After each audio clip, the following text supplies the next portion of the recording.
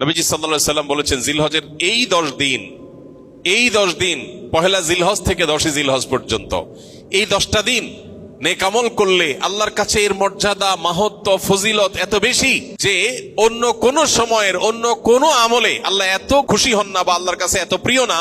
এই দশকের ভালো কাজ আল্লাহর কাছে যত বেশি প্রিয়। জিলহজের প্রথম দশকের যত গুরুত্ব কোরআন হাদিসে এবং সালাফে সালেহিনের আমলের মধ্যে বর্ণিত হয়েছে, আমাদের সমাজে এই 10টা দিনের ইবাদতের ব্যাপারে মানুষের অবহেলা যেন ততটাই চরমে। ইসলাম জিলহজের প্রথম 10 দিনের যত গুরুত্ব, যত তাৎপর্য বর্ণনা করেছে, এর ছিটে ফোটাও আমাদের সমাজে সচরাচর চোখে পড়ে না। আমরা কোরবানির পশুর হাট কিংবা গরু ছাগলের আনাগোনা দেখে জিলহজ মাস আসছে সেটা টের পাই, অনুভব করতে পারি। অথচ সাহাবা ইকরাম রিদওয়ানুল্লাহি তাআলা আলাইহিম আজমাইন তারা জিলহজের প্রথম 10টি দিন ইবাদতের ব্যাপারে এত বেশি মাশগুল হতেন, এত বেশি রত থাকতেন যে তাদের বাজারে ঘাটে জিলহজের প্রথম দশকের আলামত বোঝা যেত। সাহাবী আবু হুরায়রা রাদিয়াল্লাহু তাআলা আনহু এবং কোন সাহাবী জিলহজের প্রথম দশক এলে বাজারে যেতেন শুধুই তাকবীর পাঠের উদ্দেশ্যে, কোনো কেনা বেচার উদ্দেশ্যে না।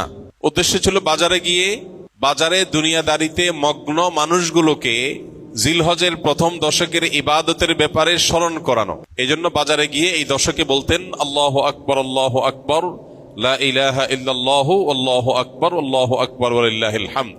এই যে তাকবীর, তাহমিদ, তাহলিল, আল্লাহর একত্ববাদ, আল্লাহর বড়ত্ব এবং প্রশংসা জ্ঞাপন করা, এটা এই দশকের অন্যতম গুরুত্বপূর্ণ একটা আমল। এই আমল করবার জন্য সাহাবীদের কেউ কেউ বাজারে গিয়ে একটু সরবে বলতেন, যাতে করে তার শুনে শুনে অন্যরাও বলতে পারে।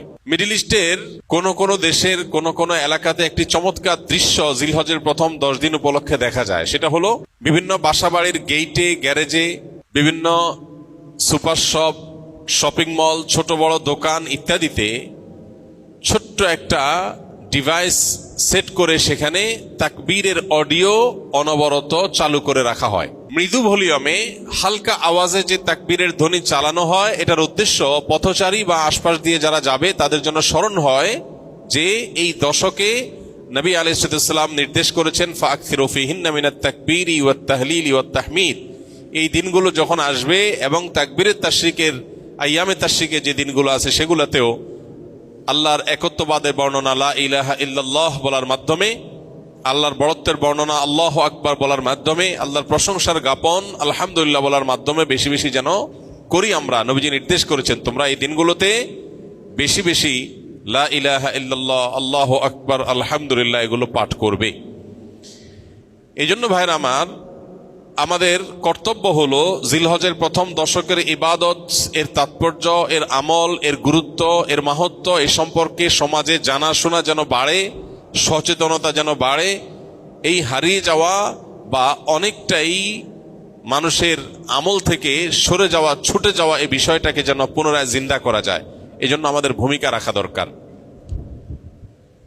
আমরা যদি প্রত্যেকটা মানুষ যার যার জায়গা থেকে সিদ্ধান্ত গ্রহণ করি যে জিলহজের প্রথম দশক উপলক্ষে কোরআন এবং হাদিসের আলোকে যে করণীয়গুলো আছে এগুলো একজন ইমানদার হিসাবে আমি আমল করব, আরো 2-4-5 জন মানুষকে আমি অ্যাওয়্যার করব, সচেতন করব, ইনশাআল্লাহ অনেকটা হারিয়ে যাওয়া এই আমলগুলো নতুন করে পুনরায় জিন্দা হবে, জীবিত হবে। চেষ্টা করা যাবে তো ইনশাআল্লাহ?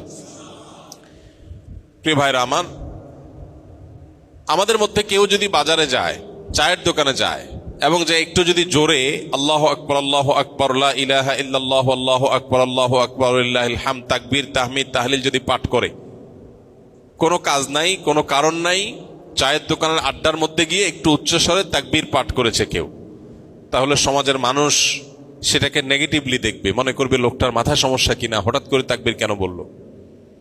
অর্থাৎ এই পরিমাণ গাফলতিতে আমরা নিমজ্জিত হয়ে গেছি যে আল্লাহর জিকিরটা আমাদের কাছে অস্বাভাবিক আর গাফলতিটা স্বাভাবিক হয়ে গেছে। এই পরিস্থিতি থেকে উম্মতকে বাঁচাবার জন্য আমরা একটু চেষ্টা করতে পারি না ইনশাআল্লাহ? স্কিলের ভাইরা যারা আছেন, বিশেষ করে ছুটি হয়ে যাবে, বাড়িতে যাবেন, ঘরে যখন একটু প্রবেশ করবেন, ঘরের লোকজন বিভিন্ন কাজে আছে, একটু মৃদু ভলিউমে, ডিস্টার্ব করার মতো আওয়াজে না, একটু মৃদু ভলিউমে আপনি যদি তাকবীর বলে ওঠেন, হয়তো আরেকজনের স্মরণ হবে ইনশাআল্লাহ। আমরা এখানেও যে কয়দিন আসি, আমরা বাহির থেকে এসে রুমে প্রবেশ করলাম বা কয়েকজনের মধ্যে প্রবেশ করলাম তখন যদি একটু সরবে পড়ি এ উদ্দেশ্যে যাতে করে অন্যের স্মরণ হয়, তাহলে হয়তো আমলটা জিন্দা হবে। জিলহজের প্রথম দশক উপলক্ষে আমাদের সবগুলো মনিটরে ইনশাআল্লাহ এই দশকে তাকবীরের ধ্বনি উচ্চারিত হতে থাকবে মৃদু ভলিউমে, যাতে করে অন্যদের স্মরণ হয়। এবং এই দশকের ফজিলত, তাৎপর্য, মাহাত্ম্য এবং করণীয় সম্পর্কে অনেকগুলো লিফলেট প্রিন্ট করা হয়েছে। আমরা এগুলো নিয়ে যাব ইনশাআল্লাহ। একটা দুটা করে সংগ্রহ করব, আজকে মসজিদে রাখা উচিত ছিল, পরবর্তীতে আমরা মসজিদে রাখা হয়েছে কিনা নিয়ে আসতেছে, যদি নিয়ে আসে তাহলে সেক্ষেত্রে ভালো, এটা আগে থেকে আনা দরকার ছিল। তো এই লিফলেটগুলো আমরা ইনশাআল্লাহ যার যার জায়গা থেকে নিয়ে যাব। আর আমাদের সকল প্রতিষ্ঠানে আসুন্নাহ ফাউন্ডেশন থেকে আমরা একটা ফেস্টুন প্রিন্ট করেছি, 2 সাইজের, একটা ছোট আর একটা বড়। এই ফেস্টুনগুলো আমরা প্রত্যেকটা প্রতিষ্ঠানের একেবারে প্রবেশদ্বারে বা এমন জায়গায় যেখানে সবার অনবরত চোখ পড়বে সেখানে আমরা ঝুলিয়ে রাখবো। এই সবগুলোর উদ্দেশ্যই হলো জিলহজের প্রথম দশককে আমরা ইবাদত এবং আমলের একটা দশকে পরিণত করব ইনশাআল্লাহ। রমজান মাসে আলহামদুলিল্লাহ কম হোক বেশি হোক, ভুল হোক ভালো হোক মন্দ হোক, মিলিয়ে ঝুলিয়ে আমল করার একটা চেষ্টা আমাদের সমাজে আছে। কিন্তু জিলহজের প্রথম দশক উপলক্ষে নেক আমল বা ইবাদতের তেমন কোনো কাজ দেখা যায় না। কাজ একটাই, কোরবানির গরু ছাগল কেনা বেচা। এছাড়া এই দশকের আর কিছু চোখে পড়ে? চোখে পড়ে না। আপনারা বিভিন্ন এলাকার মানুষ আছেন, আমি আপনাদেরকে উদাত্ত আহ্বান রাখতে চাই, অনলাইনে আমাদেরকে যারা শুনছেন তাদেরকে উদাত্ত আহ্বান রাখতে চাই। অনেক কোরবানির গরু ছাগলের হাটে মাইক লাগানো হয় নানান ঘোষণা, অ্যানাউন্সমেন্ট ইত্যাদি করার জন্য। আমি লক্ষ্য করেছি খুবই দুর্ভাগ্যজনকভাবে যে কোরবানির পশু কেনা বেচার হাটের অর্থনৈতিক সুফল বিপুল পরিমাণে, আর্থসামাজিক উপকারিতা অনেক বেশি, এটাকে ঘিরে হাজার হাজার লক্ষ লক্ষ মানুষের জীবিকার ব্যবস্থা হয়। এই দেশ পশু পালনে অনেকটা স্বয়ং সম্পূর্ণ, পশুর গোশত যতটুকু আমাদের প্রয়োজন হয় তার জন্য স্বয়ং সম্পূর্ণতা অর্জন করেছে শুধু কোরবানির খাতিরে। সারা বছর একটা বাছুর লালন পালন করার পর বা 2 বছর লালন পালন করার পর যখন বাজারে বিক্রি করে, কেউ একজন গরিব মানুষের সংসার পালার মতো টাকা হয়ে যায়। বহু মানুষের জীবিকা এই কোরবানির এই ইবাদতের মাধ্যমে আল্লাহ তাআলা ব্যবস্থা করেছেন। কোরবানির এই আমলটা যেখানে একটা ইবাদত, আল্লাহর গুরুত্বপূর্ণ একটা নির্দেশ। নবী করিম সাল্লাল্লাহু আলাইহি সাল্লাম কানা নবী সাল্লাল্লাহু আলাইহি সাল্লাম আকামা রাসূলুল্লাহ সাল্লাল্লাহু আলাইহি সাল্লাম বিল মদিনাতে 10 সিনিন ইউদাহি, নবীজি 10 বছর কোরবানি করতেন, মদিনায় অবস্থান করেছেন এবং কোরবানি করতেন। শুধু বিদায় হজের সময় তিনি হজের সফরে ছিলেন, বাকি বছরগুলোতে তিনি মদিনা থেকে প্রতি বছর কোরবানি করতেন। তো কোরবানির এই আমলটা যেহেতু একটা ইসলামিক কাজ, একটা ইবাদত, সেই ইবাদতকে ঘিরে যে হাট বা বাজার হয় সেখানকার মাইকে গান এবং বাজনা বাজানো হয়, এর চেয়ে দুর্ভাগ্যজনক বাস্তবতার কি আছে? তো আপনাদেরকে আমরা উদাত্ত আহ্বান রাখতে চাই, এইসব মাইকে বিভিন্ন অ্যানাউন্সমেন্ট করতে হয়, বিভিন্ন ঘোষণা দিতে হয়, সেটা দেওয়া হোক। পাশাপাশি বাকি সময়গুলোতে মানুষের অ্যাটেনশন গ্রো করার জন্য গান বাজনা নয়, তাকবীরের ধ্বনি উচ্চারিত হোক। আমরা ইনশাআল্লাহ দাওয়াতের নিয়তে, মাস্তানি না, কিসের নিয়তে? দাওয়াতের নিয়তে এরকম হাট বাজারগুলোতে যারা দায়িত্বশীল আছেন তাদেরকে গিয়ে যদি ফাউন্ডেশন একটা লিফলেট দেই, আর একটু হাতে পায়ে ধরে আল্লাহর ভয় দেখাই যে আপনি যে গান বাজাচ্ছেন, এই গান শুনে যত মানুষ গুনাহগার হবে, এই হারাম মিউজিকের কারণে যত মানুষ গুনাহগার হবে, আপনি দায়ী হবেন। মানুষ এসছে ইবাদতের একটা কাজের জন্য, পশু কেনার জন্য, আপনি তাকে গুনাহ করতে বাধ্য করছেন, এটা হয় না। এলাকার ওলামা একরাম যাদের প্রভাব আছে, যাদের সামাজিক অবস্থান আছে, সেরকম ভালো 2-4টা মানুষকে সাথে নিয়ে আমরা দাওয়াতের উদ্দেশ্যে বললাম। আমাদের কথা যদি কেউ আমল নাও করে, সওয়াব তো আমরা পেয়ে যাবো ইনশাআল্লাহ। চেষ্টা করা যাবে না ইনশাআল্লাহ?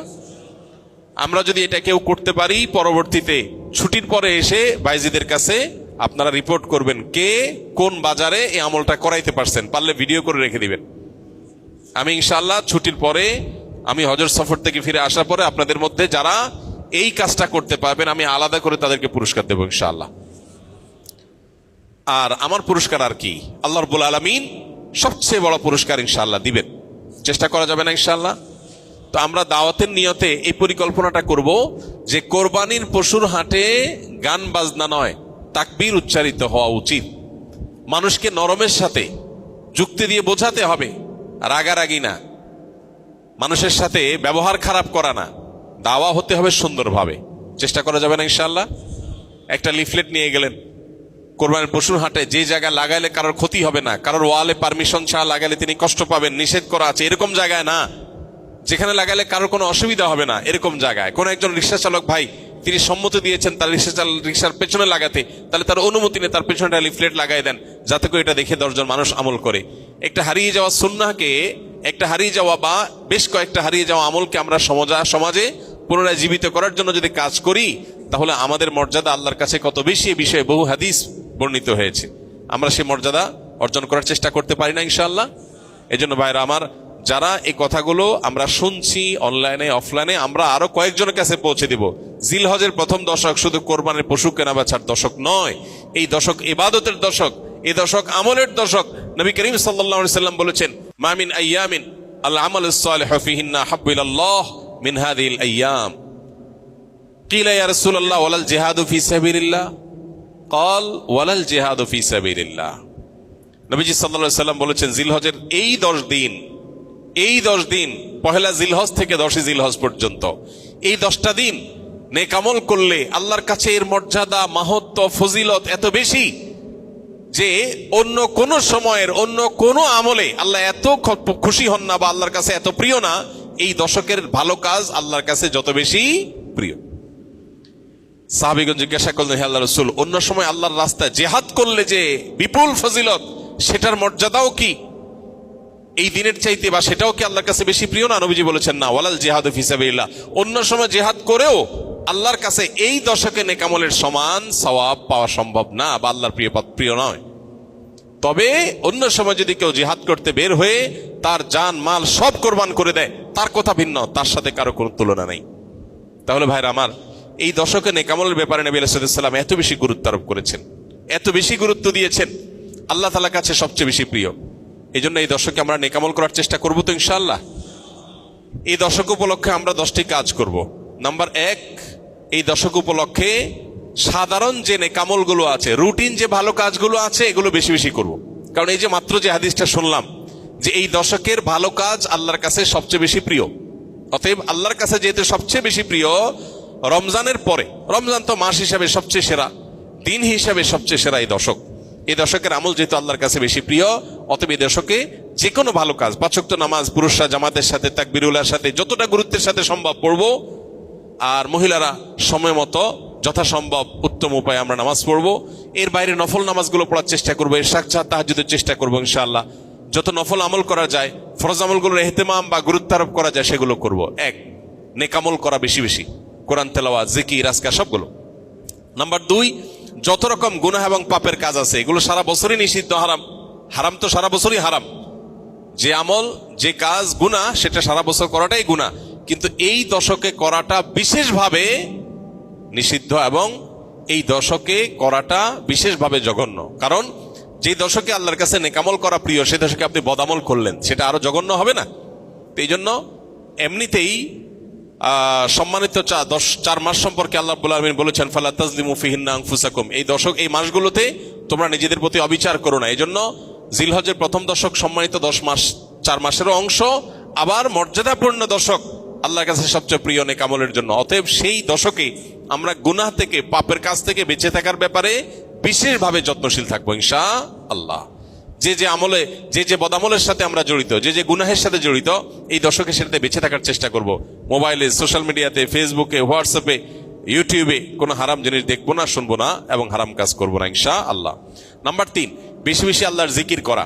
কারণ আল্লাহ তাআলা সূরা হজের 28 নম্বর আয়াতে এই নির্দিষ্ট দিনগুলোতে আল্লাহ বেশি বেশি জিকির করতে নির্দেশ করেছেন। অতএব বেশি বেশি আল্লাহর জিকির, যত রকমের আল্লাহ জিকির হতে পারে, মুখের জিকির, অন্তরের জিকির, এই জিকিরগুলো বেশি বেশি করবো ইনশাআল্লাহ। নাম্বার 4, যাদের হজের তৌফিক হয়েছে তারা এই দশকে হজ করবেন, হজ শুরু করবেন 8 তারিখে। আর নাম্বার 5, যাদের কোরবানির তৌফিক আছে তারাও কোরবানি করবেন, কারণ মান ওয়াজাদা সাআতান লিআন ইউযাহিয়া ওয়া লাম ইউযাহি ফালা ইয়াকরাবান্না মুসাল্লানা। যার কোরবানি করার সামর্থ্য আছে অথচ কোরবানি করলো না, নবী সাল্লাল্লাহু আলাইহি ওয়াসাল্লাম সতর্ক করেছেন, হাদিসে সতর্ক বানিয়ে এসেছে, সেই জন্য মুসলমানদের ঈদগাহে না আসে। এই জন্য কোরবানি করা, এটা হলো 5ম আমল এই দশকের, যাদের তৌফিক আছে। 6 নম্বর আমল হলো, যারা কোরবানি করার সিদ্ধান্ত গ্রহণ করবেন তারা জিলহজের চাঁদ ওঠার পর থেকে নিয়ে ঈদের দিন কোরবানি করা পর্যন্ত এই সময়ের মধ্যে মাথার চুল, গোঁফ, হাত পায়ের নখ এবং শরীরের অবাঞ্ছিত পশম ইত্যাদি এগুলো কাটা থেকে বিরত থাকবেন এই 10 দিন। অর্থাৎ এগুলো চাঁদ উঠার আগে আগে কেটে ফেলবেন। আর কাটবেন কখন? কোরবানির পরে। তাহলে চাঁদ উঠা থেকে কোরবানি এই সময়ের মধ্যে চুল নখ ইত্যাদি কাটা থেকে বিরত থাকবেন কারা? যারা কোরবানি করার নিয়ত করেছেন। যদিও এখানে কোরবানি যারা করার নিয়ত করেন নাই, যারা কোরবানি করার নিয়ত করেন নাই সে মানুষগুলোর জন্য এই আমলের কথা অনেক উলামা একরাম বলেন এবং উভয়টার সপক্ষেই কম বেশি দলিল এবং যুক্তি আছে। 7 নম্বর আমল হলো বেশি বেশি তাকবীর তাহমিদ তাহলিল পড়া, যেটা মাত্র বললাম। উঠতে বসতে চলতে ফিরতে বাজারে ঘাটে ঘর বাড়িতে সব জায়গাতে আল্লাহু আকবার আল্লাহু আকবার লা ইলাহা ইল্লাল্লাহু আল্লাহু আকবার আল্লাহু আকবার ওয়ালিল্লাহিল হামদ বেশি বেশি উচ্চারণ করা। আমরা মোবাইলের ওই যে কল করলে যে বাজে যে কি বলে ওইটাকে রিংটোন না, ওয়েলকাম টিউন। ওয়েলকাম টিউন হিসাবে তাকবীর কিভাবে সেট করা যায় সেটার জন্য আমরা প্ল্যান করতে পারি, প্রোগ্রাম করতে পারি। আর কতভাবে মানুষকে স্মরণ করানো যায় হালাল উপায়ে বৈধ উপায়ে সেটা আমরা চেষ্টা করতে পারি। তাহলে 7 নম্বর আমল হলো বেশি বেশি তাকবীর তাহমিদ তাহলিল পাঠ করা।